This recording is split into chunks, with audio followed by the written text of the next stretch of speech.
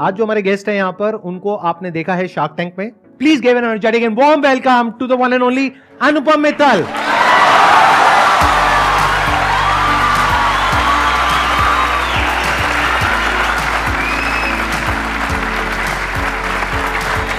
आइए. संदीप भाई, ऐसा नहीं हो सकता है कि मैं रोज सुबह जब बिस्तर से निकलूं तो ऐसा मेरा स्वागत हो.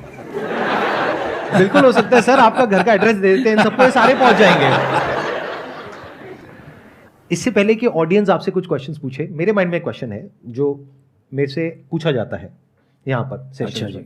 वो क्या है कि हम बिजनेस तो करना चाहते हैं, अपना कुछ करना चाहते हैं, लेकिन अंदर डर लगता है. ये बहुत अच्छा सवाल है. बिकॉज फियर जो चीज़ होती है, कई बार हमें ऐसा लगता है कि मुझ में कोई खामी है इसलिए मुझे डर लगता है. बाकी लोगों को देखो, क्या क्या बना लिया, मैं क्यों नहीं कर पाता हूं, कर पाती हूं, मुझ में ही कोई कमी है. But that is not true. You are programmed. Nature ने आपको बायोलॉजिकली बनाया है that you will fear the unknown. डर किस बात का है ये बताइए मुझे. फेलियर का डर है, आपको डर है अननोन का, अनसर्टेनिटी का. आपको ये पता नहीं आगे जाके क्या होगा, और नेचर ने इस तरह से आपको बनाया है और मुझे भी बनाया है. Why has nature made you like that? क्योंकि अगर आप में डर नहीं होता तो आप कुएं में कूद जाते. Humanity would not be left. तो आप बायोलॉजिकली प्रोग्राम्ड हैं कि कोई भी अनसर्टेन चीज हो तो उससे आप डरोगे. That is the fear. तो जो लोग कर लेते हैं, ऐसा नहीं है कि उसमें डर नहीं है, उनमें भी डर है, लेकिन डर के बावजूद वो आगे बढ़ते हैं. तो डर के आगे क्या है? नहीं, डर के आगे और डर है. आपको ये देखना है कि ये नहीं सोचना है कि डर को मैं कैसे अलग कर दूं अपने से. यू हैव टू थिंक कि मैं डर को अपना कैसे लूं. और मैं आपको एक तरीका समझाता हूं हाउ टू गेट स्टार्टेड. जैसे आपको डर लग रहा है, आपको कुछ शुरू करना है. एक एग्जाम्पल लेते हैं which will put fear in anyone. अगर आप ये सोचे कि आपको रॉकेट बनानी है जो अंतरिक्ष में चली जाए, तो डर के मारे आप एक कदम नहीं ले पाओगे. सच अ बिग अंडरटेकिंग. दुनिया में बहुत कम लोगों ने किया है, और जिसने भी किया है बहुत सारे पैसे इकट्ठे करके किया है. How do you get started? If you start thinking about all these things, आप कभी एक कदम भी नहीं ले पाओगे. लेकिन आप सिर्फ इतना सोचो कि मुझे रॉकेट लॉन्च करने के लिए I need to know the fundamentals of physics. तो आप सिर्फ एक हफ्ते के बारे में सोचो. एक हफ्ते में, और बाकी सब भूल जाओ, एक हफ्ते में मुझे फंडामेंटल्स ऑफ फिजिक्स सीखना है. You take that first step. उसके बाद आप ये डिटर्मिन करो कि in the next month I want to understand the basics of a rocket. तो once you break down the steps, तो वो आपके माइंड को अनसर्टन कम लगता है. आपका जो बायोलॉजिकली इंस्टिंक्ट है कि इसको मत करो, वो चेंज हो जाता है. Because the mind no longer is thinking it is uncertain and it is fearful. इसको तो मैं समझ सकता हूँ, एक हफ्ते का काम है, कर लूंगा. ऐसे ऐसे करके जब आप एक एक स्टेप लेते हैं ना, suddenly you will find your 10-20% of the way there, and then the mind starts accepting that uncertainty. तो I think that is the key. Doing is the new thinking. तो आप कीजिए, कदम लीजिए. That's how you conquer fear. मैं अपनी भी journey को देखता हूं तो मैं इससे रिलेट कर पा रहा हूं. आई एम श्योर जो भी लोग जिन्होंने भी एक ग्राउंड लेवल से या बहुत छोटे लेवल से कुछ भी बड़ा बिल्ड किया है, उन्होंने कुछ ऐसा ही किया होगा. जैसे जब मैंने शुरू किया तो I started as a model. हाँ जी. उसमें मैं फेल हो गया, लेकिन मॉडलिंग में मैंने क्या देखा कि जो फोटोग्राफी है उसमें मुझे बहुत इंटरेस्ट आया. तो मैंने फोटोग्राफी का एक छोटा सा 2 हफ्ते का कोर्स कर लिया. तो जैसे ही वो किया तो मेरे अंदर कॉन्फिडेंस आ गया. बिल्कुल, कि अब मुझे कुछ तो पता है ना थियोरेटिकली. फिर मैंने फोटोग्राफी करनी शुरू करी. गली के कुत्तों को भी नहीं छोड़ा, वो बात अलग है, लेकिन किसी को नहीं छोड़ा. आसपास में पकड़ के फ्री में ही फोटो खींची. अब मैं ये सोचता कि कोई मुझे पैसे देगा तब मैं फोटो खींचूंगा, तो फिर अटक जाता. तो मैं फोटो खींचता रहा. तो धीरे धीरे करते करते one step at a time आगे से आगे रास्ते निकलते चले गए. तो आप में कोई कमी नहीं है. मैं सिर्फ, आप जरा टेक्निकली सोचिए. You are just overriding your biological natural makeup by taking this approach. हम क्या करते हैं जिंदगी में?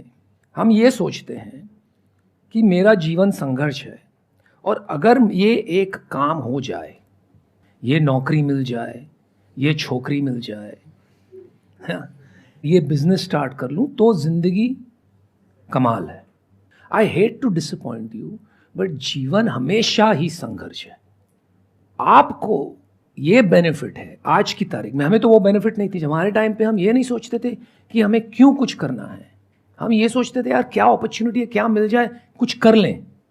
Today you are fortunate to have the opportunity to think and be deliberate कि क्या करना है। तो उसको आप डिलिबरेटली चूज करें कि मुझे क्या करना है, क्योंकि संघर्ष तो रहेगा ही, बट यू कैन चूज कि कौन सा संघर्ष करना है। अगर आप बिजनेस करोगे तो संघर्ष ये रहेगा कि भाई बिल्स कैसे चुकाएं, एम्प्लॉयज की सैलरीज कैसे दें। आप जॉब करोगे तो मैनेजर को इम्प्रेस करने का संघर्ष। आप शादी करोगे तो एक दूसरे में बनी रहे बात, उसका संघर्ष। संघर्ष रहेगा, लेकिन अगर आप संघर्ष को अपना लो तो वो थोड़ा जॉयफुल बन जाता है, तो वो थोड़ा ईजी हो जाता है, right. And you get to choose your struggle, that is the power of life, not that you get to override struggle. If you look at a very small child, वो भी हर चीज में संघर्ष करता है। वो चलने में संघर्ष करता है, थोड़ा बड़ा होता है बोलने में संघर्ष करता है, फिर खिलौने खेलने में संघर्ष करता है, लेकिन वो उसमें मजाक देखता है, उसमें he is enjoying himself, he is enjoying the process of the struggle, और साथ साथ में वो सीख रहा है और आगे बढ़ रहा है। अगर वो संघर्ष को ना अपनाए और वो फ्रस्ट्रेट होने लगा तो वो कभी चल नहीं पाएगा। नहीं सर, उसके पीछे एक और भी रीजन है ना। अभी फ्रस्ट्रेशन नाम का कॉन्सेप्ट ही उसके माइंड में नहीं है, क्योंकि अभी लोगों ने उसको ये बताया ही नहीं है कि चलना सीखना कितना मुश्किल होता है। तो उसके माइंड में कॉन्सेप्ट नहीं है। अगर कोई प्लांट कर दे उस बच्चे के माइंड में, अरे चलना तो बहुत मुश्किल है, तेरे बस का नहीं है, तो हो सकता है वो बैठ ही जाएगा। तो बिल्कुल सही बात, exactly the point I am trying to make, कि जो पेन आप एक्सपीरियंस करते हैं ना, जिसको स्ट्रगल हम बोलते हैं, वो कंडीशनिंग है। अगर वो कंडीशनिंग ले जाए कोई, अगर आप if you can override that, तब आप कोई जब नया कुछ करते हो ना, then you will see it as a game. बच्चा गेम की तरह देखता है उसको, तभी वो स्ट्रगल नहीं करता, मैं करता है स्ट्रगल, हाँ, बट उसको मेंटल एगनी नहीं होती है, राइट। तो कंडीशनिंग के कारण कि आपको आना चाहिए, ये क्यों नहीं आता है, तब आपको लगता है अरे मुझ में कुछ कमी है। अगर उसको आप गिव अप कर दें और बच्चे की तरह एक गेम खेलें, then life is bliss even through your struggles. Sir, आपसे बात करते करते ना एक थॉट आ रहा है मेरे माइंड में। आई एम श्योर आपको भी मजा आएगा सुन करके, और आप हो सकता है उसमें और आगे बिल्ड करोगे। उसके बाद हम क्यों नहीं करेंगे कि आपने जहां से ये हमने शुरू किया था कि fear is of the unknown. हाँ जी। तो अब अगर मैं आपसे बात करते करते देख पा रहा हूं, तो fear is not of the unknown but of the perception of what we know about the unknown, उसका फियर है। जैसे एक बच्चा है, उसके लिए अननोन है कि आगे क्या ऑब्स्टेकल आने वाला है जब वो दोबारा से गिर करके चलने की कोशिश करेगा, या फिर अगर वो ढंग से नहीं बोल पाएगा तो उसकी वजह से क्या होगा, तो उसके अंदर डर ही नहीं है। बिल्कुल। तो अगर हमें एक्चुअल में कुछ भी ना पता हो कि क्या होने वाला है, तो उसका डर नहीं है। हाँ जी। बट जो हमें लगता है कि हो जाएगा इन दैट पर्टिकुलर स्पेस, उसका हमें डर है। तो fear is also connected to the known, not of the unknown, अगर हम थोड़ा सा डीपली देखें इस चीज को। बिल्कुल। और इसका एक मैं दूसरे तरीके, थोड़ा सरल तरीके, थोड़ी फिलोसॉफिकल बातें हो रही है, राइट। तो ये कहेंगे कि हम कहाँ बाबा जी के आश्रम में आ गए। तो इसको मैं थोड़ा एक अलग तरीके से कहता हूं।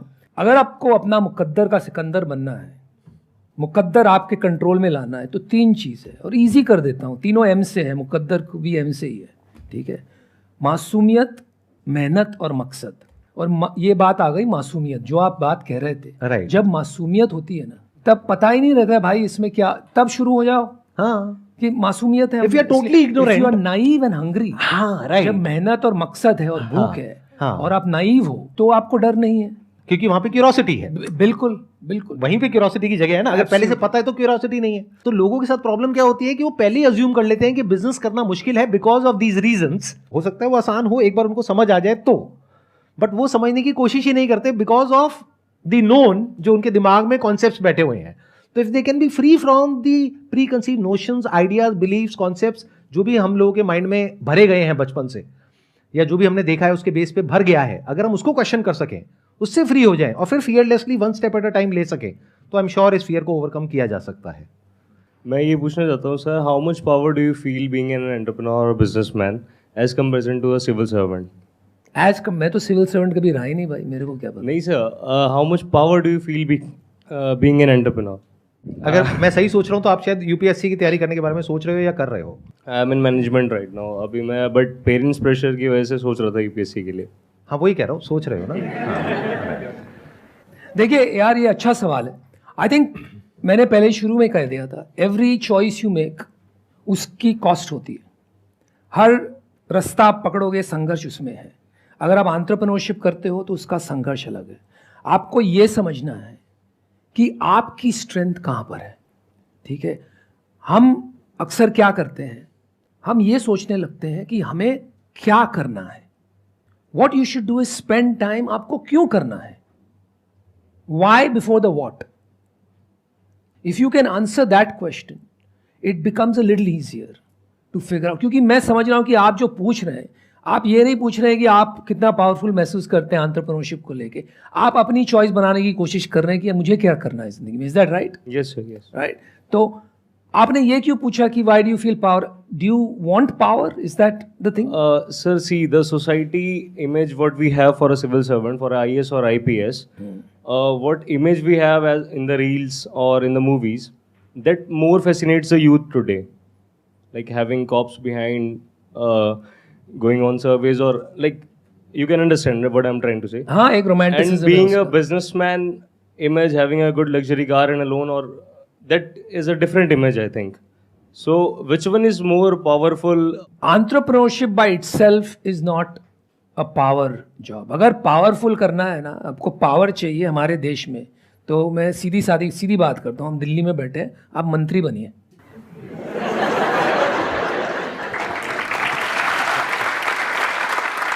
उसका प्रॉब्लम क्या है कि कोई एंट्रेंस नहीं है, नहीं तो ये वो भी बन जाते हैं। और उसकी कोचिंग इंडस्ट्री सबसे बड़ी होती है और उस एडटेक में आप भी पैसे लगा देते हैं। तो पावर तो हमारे देश में वहीं है। But having said that, entrepreneurship can give you the ability to impact millions of lives and create a new future. If you don't like the future, create it, right? Entrepreneurship can give you that ability. जैसे आज अव्वल number में दुनिया का entrepreneur माना जाता है Elon Musk, 4, 5, 7, 8 कितनी कंपनी साथ में चलाते हैं पता नहीं, but he sending people to Mars and so on. तो आप सोचिए क्या लेवल का इम्पैक्ट वो बना रहे हैं फॉर ह्यूमैनिटी। लेकिन वो लेवल पे पहुंचने के लिए बहुत पापड़ बेलने पड़ेंगे यार। अगर आप क्रिएटिव पावर की बात करोगे तो आई एम नॉट श्योर कि if you are there in a particular hierarchy जहां पर के पूरा पहले से प्री डिफाइंड है आपका जो रोल है कि ये आपको करना है और इसी को आपको एग्जीक्यूट करना है, तो you don't have the absolute power to create, you have relative power, क्योंकि ऊपर से जो आ रहा है उसी दायरे में आपको काम करना है। If you are a government servant, आप अपनी तरफ से जाकर के कुछ और नहीं क्रिएट कर सकते।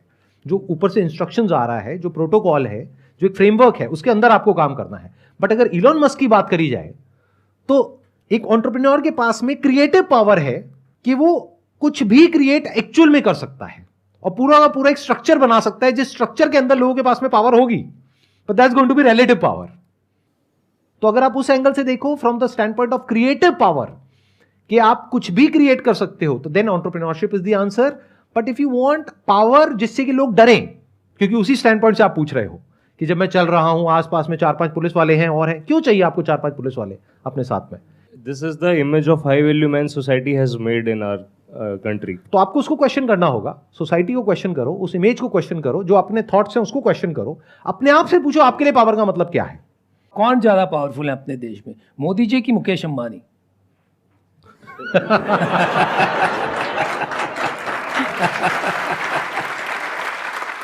Thank you, sir. My question is कि आप बहुत बड़ा चेंज लेके आए मैच मेकिंग में, जैसा पहले होता था उसके कंपेरेटिवली, एंड बीइंग 99 बॉर्न मैंने वही स्टेज देखा है। तो आपके अकॉर्डिंग क्या कैरेक्टरिस्टिक्स हैं which we should look for in a partner? Oh wow. आप बैठिए, जवाब लंबा होगा। देखिए, मैं आपको शादी की एक प्रिंसिपल समझाता हूँ, पहले एक कॉन्सेप्ट समझाता हूँ, बहुत मिसअंडरस्टूड है। देखिए, वेस्ट में शादी कैसे होती है, it is not a when question. West में शादी is an if question. If you meet somebody and fall in love and chemistry happens and fireworks go off, one of you will go on your knees, propose और शादी हो जाएगी, if you fall in love, है ना। हमारे यहाँ क्या होता है, जब से आप पैदा होते हो पूरी कायनात लग जाती है आपकी शादी कराने में। आप जब तक 23, 24, 25 साल के हो तब तो मतलब ऐसा लगता है कि अगर नहीं की अगले 2-4 साल में तो मेरे में बहुत बड़ी कमी है। और यहाँ पर ट्रेडिशनली इसलिए हम अरेंज्ड मैरिज करते थे। अब क्या हो गया ना, arrange marriage is given way to planned marriage. Planned marriage क्या होता है कि आप और आपके पेरेंट्स डिसाइड करते हैं कि अभी वो एज आ गई है, अगले 1-2 साल में फाइंड अ लाइफ पार्टनर। आप बिना अपने पेरेंट्स की मर्जी के साथ नहीं करना चाहते हैं, they don't want to choose somebody you don't like, right? तो आप साथ में डिसाइड करते हैं, साथ में डिसीजन लेते हैं। So I think this is a very interesting opportunity when you reach a certain stage and when you ask that age and your mind is not, when you fall in love, the mind is very clouded by hormones, to use a friendly word. आपको ये नहीं समझ में आता है कि आपको प्यार तो हो गया है, but whether this person will be a good life partner or no, it's not very clear because your judgment is completely clouded. You make decision based on how you feel. ऐसा लगता है कि यार इसके साथ में रहते हैं तो कोई सारी वरी नहीं है, it's basically just hormones. मैं उससे ज़्यादा नहीं कहूँगा, right? But in reality, the best life partner is your best friend. The most important thing in a marriage is friendship and respect. Not the kind of love we look at Bollywood films. और हम देखते हैं कि अरे 2 लोग मिल रहे हैं, गाना गा रहे हैं, साथ में एक दूसरे से मोहब्बत कर रहे हैं, इसी को प्यार कहते हैं। बट वो टाइप का प्यार लास्ट नहीं करता है जब तक फ्रेंडशिप और रिस्पेक्ट नहीं हो एक दूसरे के लिए। So I think that's what people should look for. But बहुत मुश्किल है, कहना आसान है। आपको क्या लगता है? आई एग्री, बिल्कुल मेरे को यही लगता है जो आप कह रहे हैं, because I am with my wife since I think when I was in 11th standard we are together, and I understand what you are saying, it makes complete sense. आप एक बात ध्यान में रखना, शादी उससे करो जिससे आप बातें बहुत सारी कर सकते हो। क्यों? क्योंकि शादी के 8-10 साल बाद आप सिर्फ बातें ही करो।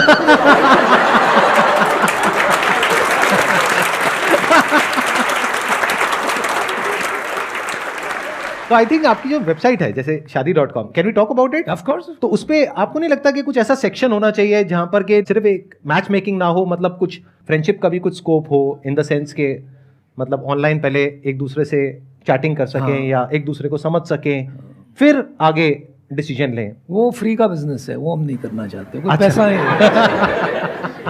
वो तो ऐसे भी होता ही रहता है। हाँ, बहुत ट्राई की हमने, कोई जनता पैसा ही नहीं देती उसका। अच्छा, हाँ, वो तो अपने आप व्हाट्सएप में, ग्रुप्स में, फेसबुक पे, इंस्टा पे करते ही हैं।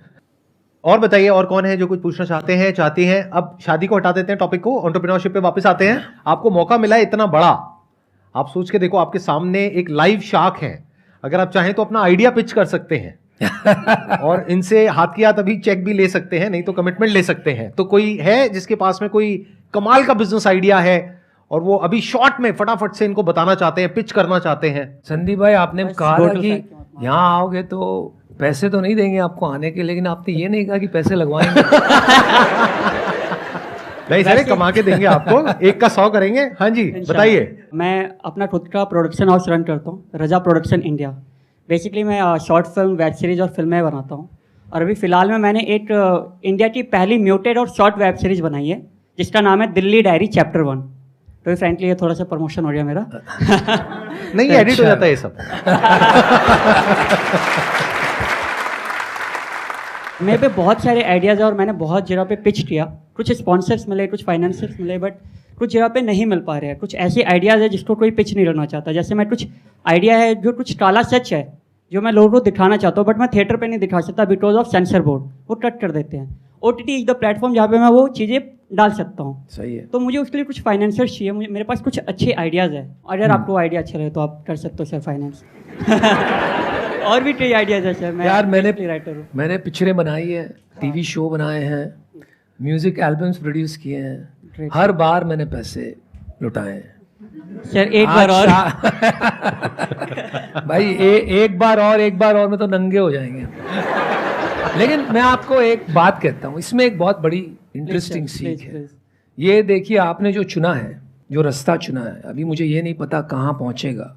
आपकी उम्र क्या है? Sir I am 27। तो आपने ये चॉइस किया है, you are already in the top 10% of the people in the world. Right sir. पूछिए क्यों? Why sir? राइट बोल दिया बिना पूछे क्यों? नहीं, आई नो, मैंने एक्चुअली सही डिसीजन। इसलिए क्योंकि you got to choose what you want to do, Really. Right? 90% of the people in the world don't get to choose what they want to do. तो आपने वो चॉइस एक्सरसाइज की है, वो ही अपने आप में बहुत बड़ी बात है। Thank you so much. लेकिन जैसे कि मैंने शुरू में कहा, आपने अपना साथ में वो चॉइस की अपना संघर्ष भी चुन लिया।